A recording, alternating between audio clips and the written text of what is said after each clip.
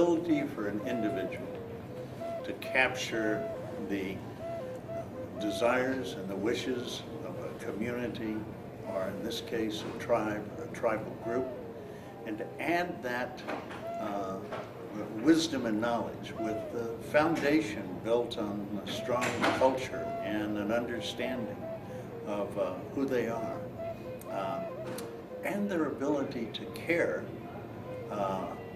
that they have the capacity to help others reach a common goal and a common purpose.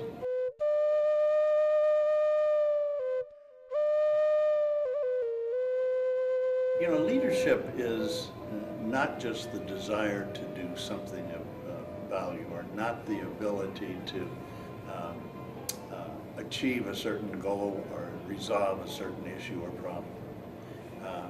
It requires an integrity, a persistence, the ability to be a strong advocate.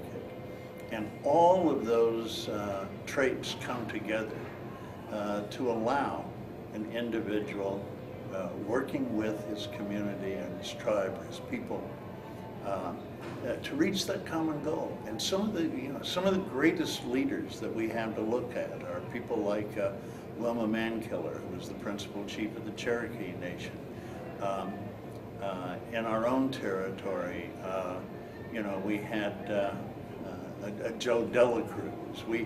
In other words, we've had people who were able to lead, but they did that with the absolute conviction to be persistent, to have a great sense of integrity, and to never give up on what they were trying to achieve, not only for their people, but for the betterment of that community and that tribal group. So, yeah, I admire leaders because they have the capacity to be beyond themselves and to look at a more common good.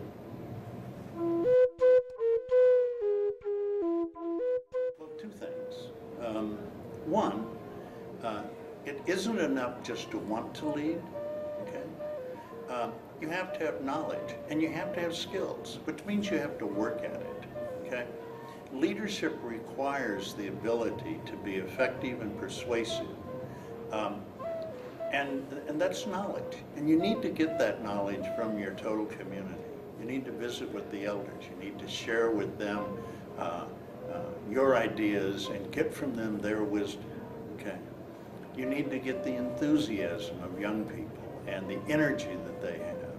And so all of these things allow you to be prepared to lead and to advocate and to be totally persistent in what you were trying to achieve. None of leadership is easy. It requires work. It requires a commitment. And if you add that knowledge with the spirit and desire, based upon that history of your culture, and if you're standing on the shoulders of the thousands of years that people have led, and borrowing from that knowledge, then you have the real capacity to move forward. And I admire leadership today because I know how hard it is to be effective. And when you see it, you say, gee, isn't that wonderful that they have the knowledge, the commitment, the desire, and the ability to lead for their community.